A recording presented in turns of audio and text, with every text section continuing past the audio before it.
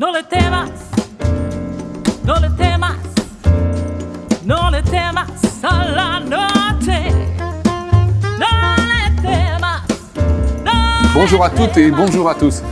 Voilà, c'est un numéro exceptionnel de Flamme auquel nous vous convions à l'occasion de la journée nationale d'hommage aux victimes du terrorisme. Si je vous dis le Petit Cambodge, le Carillon, la Casa Nostra, la Bonne Bière, la Belle Équipe, le Comptoir Voltaire, le Stade de France et le Bataclan, tous, ce sont des lieux de vie qui, en quelques minutes, sont devenus des lieux de mort pour 130 victimes.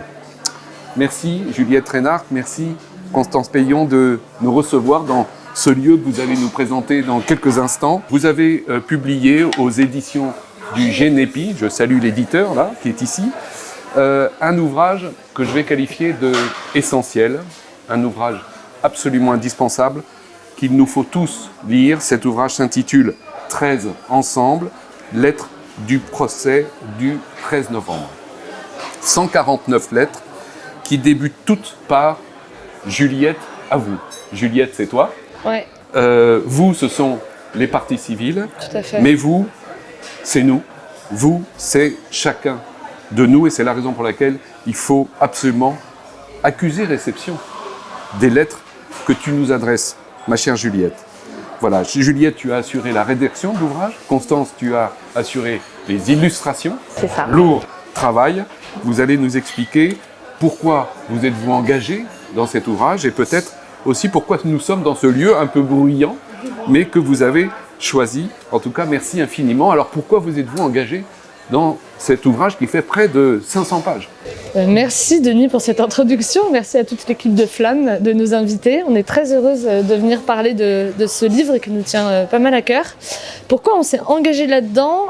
Tout simplement parce que moi j'étais en contact avec l'association 13-11-15, qui est une des deux associations en fait de victimes de ces attentats. Et en parlant avec eux, quelques mois avant le début du procès, je me suis rendu compte qu'il y avait vraiment beaucoup d'incertitudes et que la plupart des parties civiles que j'ai pu rencontrer, avec qui j'ai pu échanger, parlaient d'un sentiment beaucoup en fait de solitude et d'incompréhension par rapport au reste de la société, et qu'elles s'engageaient en fait dans ces 10 mois de procès. C'était le procès le plus long de l'histoire. Oui, on peut préciser septembre 2021 à juin 2022. C'est une année scolaire en fait. C'est vraiment l'année scolaire de n'importe quel enfant, et nous on l'a passé là dans ce palais de justice, c'est juste derrière. Et du coup, en parlant avec ces parties civiles, on s'est rendu compte qu'il y avait cette appréhension d'avoir ces 10 mois qui allaient remuer bien sûr énormément de choses, et que la plupart des personnes surtout n'allaient pas pouvoir être présentes, pas tous les jours en tout cas, parce que le procès avait lieu tous les jours de la semaine ou 4 jours par semaine pendant 10 mois, et donc toutes les personnes qui n'habitaient pas à Paris, toutes les personnes qui ont un travail, une vie de famille, ne pouvaient pas mettre entièrement leur vie entre parenthèses pour venir tous les jours. Et pourtant, ce qui se passait dans cette salle d'audience, ça les concernait évidemment intimement, et c'était leur histoire qui était décryptée jour après jour. Et du coup, nous, on a proposé ça, on a proposé d'être présente pour ces personnes et de venir tous les jours sur les bancs de l'audience, d'écouter, de regarder, de sentir un peu ce qui se passait, et de tous les lendemains matins d'audience leur envoyer une lettre. Je savais qu'on n'avait pas droit aux photos, aux vidéos pendant les procès, mais je connaissais pas vraiment le métier de dessinateur d'audience. Et on peut le dire, tu es architecte de formation. Oui, je suis architecte de formation et je dessinais plutôt pour le plaisir. Et donc je venais justement en septembre 2021 de terminer une mission en architecture, et Juliette m'a contactée à ce moment, on peut dire une semaine avant le début du procès. Vraiment. Et donc j'ai accepté cette mission de dessinatrice, me disant que c'était pour moi l'occasion peut-être d'essayer de professionnaliser le croquis, qui pour moi avait toujours été quelque chose plutôt un loisir, et aussi parce que personnellement, j'étais pas en France, j'habitais au Brésil au moment des attentats. Donc je les ai vécus, je pense, un peu différemment des Parisiens, des Français, avec une forme peut-être de distance. Et je me suis dit que c'était peut-être une manière pour moi de me rendre utile en mettant mes dessins au service de ce procès. Un petit mot sur le lieu où nous sommes quand même. Oui, on a la chance d'être reçus dans la brasserie des Deux Palais. La brasserie des Deux Palais qui fait face en fait au palais de justice. Une fois la journée terminée, on pouvait traverser la rue et venir dans ce café Et ça faisait du bien aussi pour souffler un peu à la fin de journée souvent intense. Donc c'est des lieux qui sont très emblématiques, enfin, en tout cas on y a beaucoup vécu pendant quelques mois. Vous connaissez la règle de flamme, il y a 4 chapitres, on va commencer tout de suite. La première flamme, c'est celle que vous avez reçue. Alors peut-être Juliette, on va commencer par toi si tu le veux bien. D'où vient cette flamme qui te fait traverser des expériences aussi incroyables et formidables et aussi essentielles que 13 ensemble? Alors, c'est une très belle question, qui est très difficile. Mais je pense plus la flamme de l'écriture. J'ai eu la chance de recevoir la flamme de la mémoire. Comme beaucoup de personnes, j'ai lu des livres, j'ai suivi des cours d'histoire à l'école. J'ai une formation littéraire, on peut le dire. J'ai une formation littéraire, donc j'ai baigné un peu dans cet univers historique et littéraire qui m'a apporté beaucoup. Mais je pense que comme beaucoup de personnes, j'ai aussi eu la chance d'avoir des récits de mes grands-parents qui me racontaient en fait, beaucoup de choses qu'eux-mêmes n'avaient pas forcément vécues. Et par exemple, des histoires de grands-oncles, de grandes-tantes pendant la Première Guerre mondiale, des poilus. On pouvait remonter comme ça jusqu'à la Révolution française. Et je pense que toute notre génération, on a vraiment été rattrapés et frappés le 13 novembre 2015 par ce retour d'une forme de dramatique et de tragique de l'histoire. Et on s'est pris un peu cette claque dans la gueule en disant mais en fait merde, ça nous concerne aussi. Et il y a aussi des violences qui peuvent arriver dans notre quotidien. Et je pense que c'est un peu le sens en fait de notre travail l'année dernière. Ça a été finalement de figer et de créer un peu un récit de mémoire, mais qu'on avait vécu nous-mêmes au présent. Très bien, merci. Flamme de la mémoire, Constance. Flamme de quoi? Avant de rentrer en école d'architecture, j'ai pris des cours de dessin, ce que je n'avais pas fait encore avant, et des cours de dessin avec un professeur qui s'appelait Michel, et qui nous emmenait dessiner dans Paris, mais dans plein d'endroits, dans des musées, même dehors. Et c'était une façon pour moi qui a été de découvrir Paris sous un autre regard, à travers le dessin. Et c'était vraiment très agréable de découvrir sa ville de cette manière-là. Et après, là, c'était plus du dessin d'architecture, mais ce qui aurait plus représentatif de mon travail pendant ces 10 mois, c'est le portrait. Et là, par contre, c'est un peu différent. Et je pense que j'ai commencé à faire des personnes, des humains, que j'ai bien aimé dessiner des portraits quand j'étais c'est via une amie qui, elle, tenait en fait en voyage des carnets de croquis où elle écrivait, où elle dessinait. Et on a beaucoup voyagé ensemble, en Amérique du Sud notamment, puis en France. Et c'est là où j'ai commencé à tenir des carnets et à dessiner des personnes. Merci Constance. Donc flamme de la mémoire, flamme du dessin. Quel type de flamme vous avez ressenti à travers les parties civiles et les personnes que vous avez rencontrées pendant tout ce travail? Qu'est-ce que vous diriez qu'elles vous ont transmis? En fait, on a vraiment découvert l'humanité dans toute sa complexité dans ce procès. Ce que les parties civiles nous ont apporté comme flamme, c'est qu'elles ont confié à la barre l'étendue de leur malheur. Et en fait, c'est ça qui reste quand on ne comprend pas le mal, c'est les conséquences du mal et leur malheur. Et il y a eu à la fois des parcours un peu de résilience, mais aussi des personnes qui, très honnêtement, ont dit qu'elles n'arrivaient pas encore à se reconstruire, etc. Et je pense que c'est vraiment de plus avoir de faux semblants et de dire vraiment ce qui leur était arrivé, c'était une forme d'authenticité qui était très, très marquante. Je pense que par notre travail aussi, on a vraiment eu une mise à distance parce que et le dessin et l'écriture, on entendait pendant 5 semaines, on a entendu des témoignages de parties civiles, puis après qui étaient éprouvants et courageux et éprouvants. Mais il y a eu aussi d'autres parties du procès qui étaient complexes. Et je pense qu'à chacune, le dessin et l'écriture nous ont aidés à prendre une forme de distance par rapport à ce qu'on entendait. Oui, il faut préciser que le livre est structuré autour de 3 parties. La première partie qui est le temps de la mémoire, la deuxième partie le temps de la vérité, et enfin le temps de la justice, où en particulier les délibérés ont été prononcés.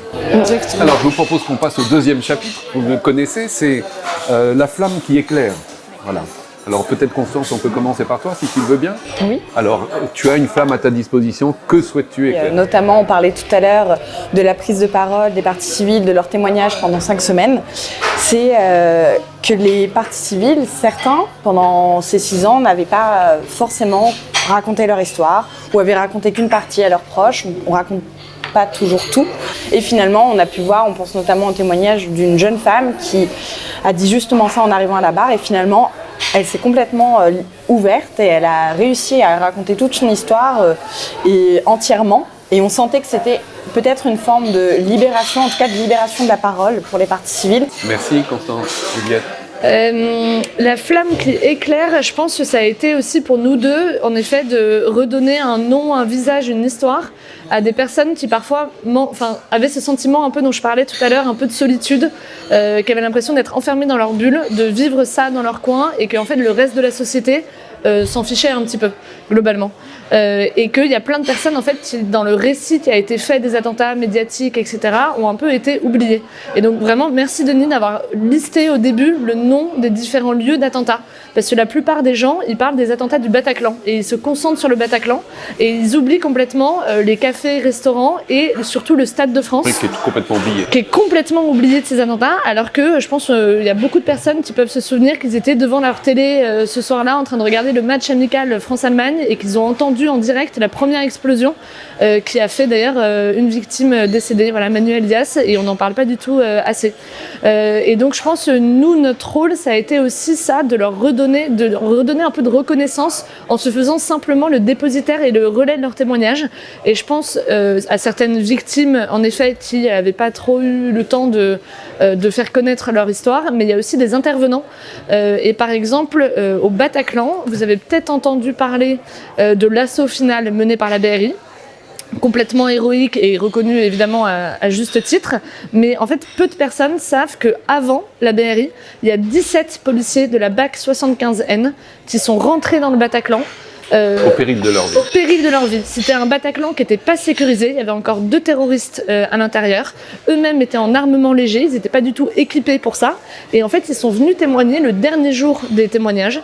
Et ils sont arrivés, ils ont raconté que quand ils sont arrivés sur les lieux du Bataclan, ils entendaient que ça tirait encore à l'intérieur. Et l'ordre était très clair, c'était ne pas rentrer, il faut attendre la BRI qui va arriver en étant équipé pour, etc. Mais que eux, ils étaient là et ils se sont dit, en fait, on ne peut pas ne pas y aller parce qu'il y a des personnes encore. Personnes en danger. Voilà. Et donc ils ont rejoint leur commissaire, leur patron qui était à l'entrée du Bataclan, qui lui-même était déjà rentré une première fois avec son chauffeur et qui avait réussi à neutraliser un des 3 terroristes sur la scène du Bataclan. Et leur patron leur a dit, écoutez les gars, il y a encore 2 terroristes à l'intérieur, on n'est pas forcément équipé pour. Donc très clairement, voilà, si vous voulez ne pas rentrer, je vous en tiendrai pas rigueur, chacun fait ce qu'il veut, etc. Et ces 17 hommes se sont mis en colonne et ils sont tous rentrés au péril de leur vie. Et du coup, leur blessure à eux, leur traumatisme à eux n'était pas du tout reconnu. Et donc nous, en étant simplement, je pense, dépositaires de leur témoignage et en l'écoutant et en le retranscrivant, en l'envoyant littéralement dès le lendemain matin au parti civil, je pense que c'était en tout cas important pour nous de leur apporter cette toute petite reconnaissance-là. Et je pense que je l'avais mis dans une lettre qui s'appelait, c'était une citation d'André Malraux qui disait « Il n'y a pas de héros sans auditoire ». Et en fait, c'était déjà des héros, mais ils n'avaient pas d'auditoire, donc personne ne le savait. Et le procès leur a permis d'avoir cette auditoire. Exactement. Et donc nous, on s'est très humblement fait le relais de ça. Merci Juliette. Alors, je suis et reste à votre disposition. Je vous embrasse. Bon week-end, bonnes vacances, amicalement. Ces phrases, ce sont tes phrases qui concluent chacune des lettres. Donc ça commence par Juliette à vous, et moi j'ai été très touché. D'abord par la variété, parce que c'est jamais la même phrase, donc ça n'est pas une formule de politesse, et ça me donne la transition avec le 3e chapitre, qui est la flamme qui réchauffe. Parce que j'ai trouvé dans ces phrases, précisément, un motif de réchauffement. Et donc je me dis, vous n'avez pas simplement fait écho, mais visiblement vous avez noué ou tissé des liens avec ces personnes. Est-ce que peut-être tu peux prendre cette flamme qui réchauffe? En effet, le but, c'était vraiment un système de newsletter. Donc nous, on envoyait des mails, mais les gens nous répondaient. Et c'était ça qui était hyper précieux, c'est que ce qu'on faisait, c'était pas des articles de presse qui vont que dans un sens. C'était vraiment un échange. Et donc c'est toutes des personnes que moi j'avais pu rencontrer les mois qui ont précédé le début du procès. Donc pour la plupart, je les connaissais déjà. Et après, au fur et à mesure, on échangeait tout simplement par mail. Les certains jours où ces personnes venaient témoigner, ou elles venaient tout simplement assister à une audience, souvent elles nous prévenaient, du coup on pouvait les voir, échanger avec elles, etc. Donc il y a eu un véritable échange qui s'est créé. Et je pense que sur cette flamme qui réchauffe, je pense qu'on a toutes les deux été très touchées par la solidarité entre les parties civiles. Que nous on a pu voir via cette chaîne de mail qu'on avait, mais qu'on a aussi pu voir dans les témoignages, parce qu'il y avait souvent une forme de dialogue un peu entre différents témoignages. Les personnes arrivaient, elles racontaient leur histoire, mais souvent elles s'adressaient aussi un peu aux autres parties civiles. Et cette solitude dont je parlais tout à l'heure, de personnes, et dont Constance parlait, de personnes qui étaient restées souvent très seules avec leur histoire, en fait, ces personnes se sont rendues compte qu'elles n'étaient pas si seules que ça. Et je pense notamment à un témoignage, par exemple, d'une jeune femme qui était au Bataclan, qui arrive à la barre et elle raconte que dans la cohue du début de l'attaque, elle a perdu son groupe d'amis avec qui elle était au concert. Et du coup, elle s'est retrouvée toute seule sur le sol du Bataclan à essayer d'échapper au pire. Et en fait, il y avait une autre femme à côté d'elle qui apparemment était aussi seule, et que cette femme lui a tendu la main, et qu'elles ont passé l'attaque du coup à se tenir la main l'une et l'autre. Et en racontant ça, cette partie civile à la barre s'est retournée derrière elle, il y avait le reste des parties civiles qui l'écoutaient, et elle s'est adressée directement aux parents des victimes décédées. Parce qu'elle avait entendu beaucoup de témoignages de parents de victimes décédées qui s'interrogeaient sur évidemment les derniers instants de leurs enfants. Et du coup, elle a tenu à leur dire ça, à leur dire aux parents de victimes décédées, je voulais vous dire qu'on était solidaires dans cette fosse et qu'une main pouvait se tendre et que votre enfant, dans tous les cas, il n'était pas seul. Et rien que ça, cette forme de solidarité, cette femme, peut-être qu'après, elle n'a jamais revu d'autres parties civiles, etc., mais elle a pu aussi donner ce type de message et créer ce dialogue que nous, on a vu via notre lettre, parce que les personnes nous répondaient, et dans le livre, on a aussi tenu à inclure des mails de réponse de différentes parties civiles pour montrer comment elles ont vécu ça, parce que voilà, nous, on n'est pas partie civile et on était seulement témoins, mais c'est vraiment cette forme de solidarité et cette main tendue qui reste, c'est la flamme qui réchauffe, je pense, pour moi. Merci Juliette, c'est la pianiste Anne Kefelec qui dit il y a des moments où la communication devient communion. Ah ben voilà. C'est bien ce que tu viens d'exprimer. Constance, cette flamme qui réchauffe. Eh bien, c'est bien que tu en aies parlé, Juliette. C'est vrai nous, on n'était pas journalistes, on n'était pas avocates. C'était aussi la première fois qu'on allait tous les deux à un procès. Certes, un long procès. Et c'est vrai que on a pu voir avec nos yeux de l'extérieur le travail de la justice française et que notamment, pour ce procès, les accusés ont eu le droit à un procès déjà. Il y a eu différents temps de parole. On a parlé de 10 mois de procès, ça paraît long, mais il y a eu le temps des témoignages, le temps de l'enquête et ensuite les interrogatoires, les plaidoiries. Donc il y avait quand même plusieurs étapes importantes et puis il fallait quand même démêler la pelote. Et aussi, donc, ces accusés avaient, certes, ont eu leurs interrogatoires, mais ils avaient aussi le droit au silence. Ça existe en France et c'est pas pris en compte ensuite dans le jugement. Et c'est important. Et également, ce procès, en France, il a peut-être eu lieu 6 ans après les attentats. Et c'est long, mais il fallait un temps long pour le préparer. Là, par exemple, aux États-Unis, le procès des attentats du 11 septembre, il n'y a toujours pas eu de procès. Donc déjà, en France, c'était peut-être 6 ans après, mais le procès a eu lieu. Et certes, il n'y a pas eu toutes les réponses. À la fin du procès, en échangeant avec des parties civiles, évidemment, il pouvait y avoir des frustrations parce que certains mystères sont restés latents, toutes les questions n'ont pas été répondues, mais en même temps, et c'est justement le dernier soir du procès, en parlant avec un couple de parties civiles qui nous disait le temps long du procès a peut-être été bénéfique d'une certaine manière parce que chacun a pu prendre la parole, donc ça a pu être, et puis chacun a pu écouter et voir les différentes étapes. Et ça a pu permettre une forme de procès un peu thérapeutique par la parole, on en parlait tout à l'heure, et par le temps long. Oui, c'est important, Constance, de rappeler cette vertu du temps long et du temps lent. Oui. Et de fait, on dit souvent que le temps judiciaire est trop lent et parfois on s'en moque, et on a tort. On a tort parce que je salue le fait que tu remarques que nous sommes dans un état de droit, que tout le monde a droit à la justice et qu'on a la chance de pouvoir participer, assister, comme vous l'avez fait, jeune, à un procès qui montre que nous sommes dans la justice, pas dans la vengeance, oui. Et que ça fait partie de notre République. Peut-être, Constance, un mot, si tu le permets, par rapport à tes dessins, parce qu'on n'en a pas parlé jusqu'à maintenant. Oui. Et moi, j'ai remarqué qu'ils étaient majoritairement en noir et blanc, mais qu'il y a des touches de couleur. Oui. Et donc, est-ce que tu peux nous dire comment est-ce que tu as travaillé dans ce temps lent, mais en même temps, il faut produire le dessin Oui. et qu'il y a beaucoup de personnages. Oui. Et donc, comment est-ce que tu t'es organisé et comment tu as approché ton travail et comment tu as, si tu me permets, traité le regard des gens?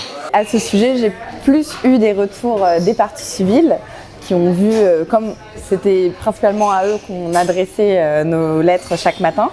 Et donc déjà, comment je m'y suis prise, c'était les premiers mois, on était un peu dans des salles de retransmission, puis après je suis plus allée dans la salle d'audience.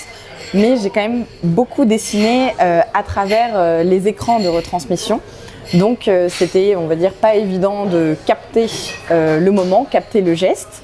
Et évidemment aussi, quand ça va vite, quand les témoignages s'enchaînent, que ce soit les témoignages des parties civiles, puis ensuite les plaidoiries des avocats, on ne sait pas si elles vont être longues ou pas. Faut faire des choix et on ne peut pas dessiner tout le monde. Et ça, c'était, j'avoue, un peu frustrant, mais j'ai essayé de faire ce que je pouvais. C'est peut-être ce qui fait que mes dessins sont principalement en noir et blanc. Alors aussi, c'est que je ne maîtrise pas très bien la couleur et que j'avais un peu peur. Je sais qu'il y avait des grands dessinateurs d'audience, notamment, je pense à Noël Ehrenschmidt, qui, elle, dessine beaucoup à l'aquarelle et qui a vraiment une maîtrise des couleurs. Toi, ta technique, c'était quoi? Plus le stylo, le feutre et le crayon de couleur. D'accord. Redécouverte du crayon de couleur.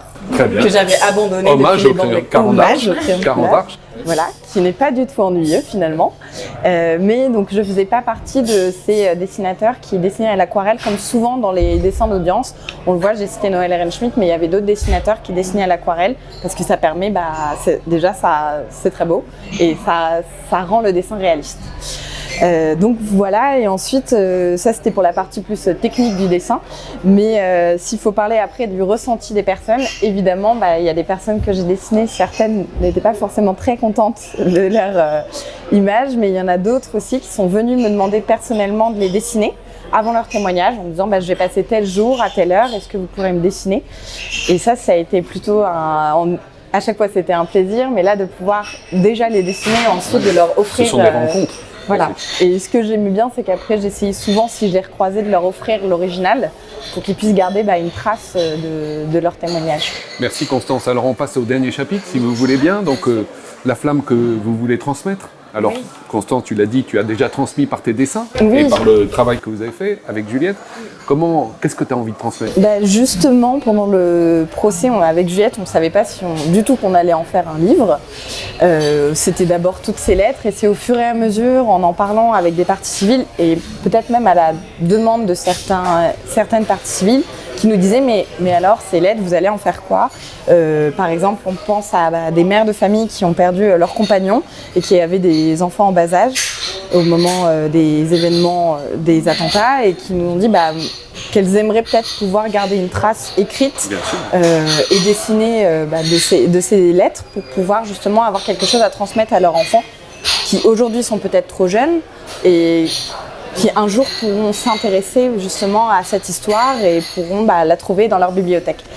Et donc c'est là où on a décidé d'en faire un livre, et notamment je pense aussi à notre soirée de lancement. À la fin ça a été en septembre, au moment de la sortie du livre, on avait essayé évidemment de présenter à tout le monde, à nos mailing lists, de leur dire le livre va sortir, venez à la soirée. Il y en a donc qui sont venus, pas mal, à la soirée. Et je pense notamment à un homme, partie civile, qui lui a été blessé vraiment gravement au Bataclan.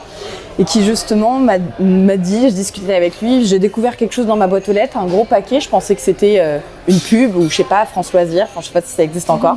C'est peut-être un peu désuet de dire ça, un bottin. Et lui qui me dit en fait je ne savais pas que vous en faisiez un livre, et j'ai été extrêmement touchée de découvrir ce livre. Par contre, je ne vais pas me replonger dedans, le procès est fini, j'ai envie de passer à autre chose, mais je suis contente de savoir qu'il est dans ma bibliothèque et de pouvoir l'avoir là, en tout cas. Merci Constance, belle flamme transmise. Juliette? Je pense qu'en effet, la flamme qu'on veut transmettre maintenant, c'est notre livre.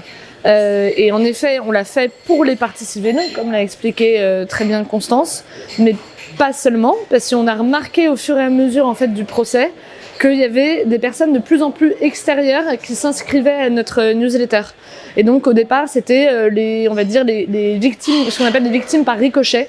C'est-à-dire des personnes qui n'étaient pas forcément présentes sur les lieux des attentats, mais ça peut être les oncles et tantes, les cousins, les meilleurs amis, les colocs, les amoureux, les amoureuses, etc.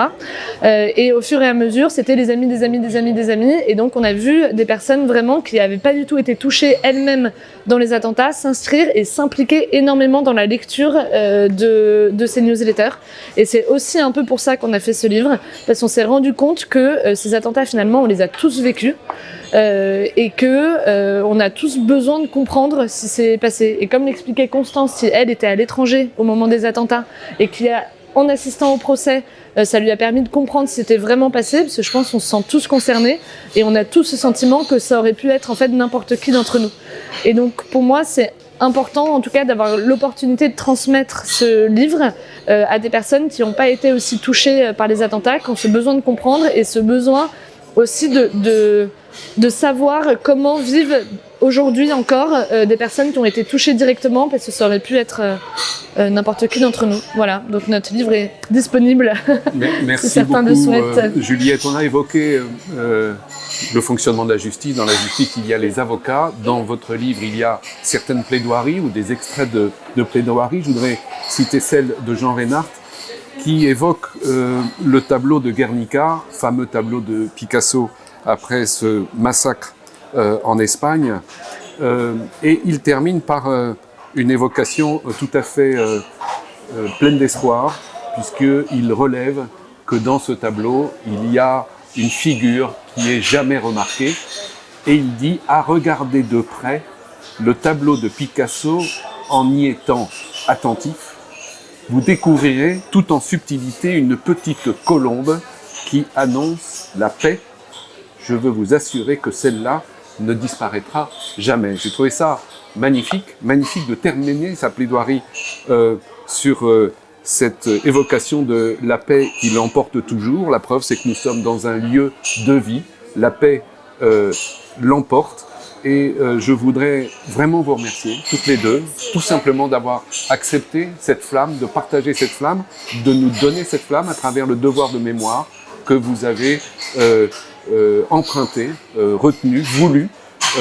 Et merci de transmettre cette flamme si merveilleuse. Juliette, le mot de la fin, si tu le veux bien, Ouais. puisque c'est la dernière page du livre que tu veux bien nous lire en guise de conclusion. Je vais Merci essayer. à vous deux. Merci Denis. Alors, le livre se termine comme ça. Le procès est fini, le récit de cette terrible nuit est écrit. Vous tenez entre vos mains des fragments de cette mémoire, qui est aussi votre histoire. À vous de la raconter, de la transmettre, de la partager, pour transformer tout ce noir en un rayon d'espoir. Merci Juliette. Merci Denis, Constance. merci à toutes les équipes de Flamme. Merci.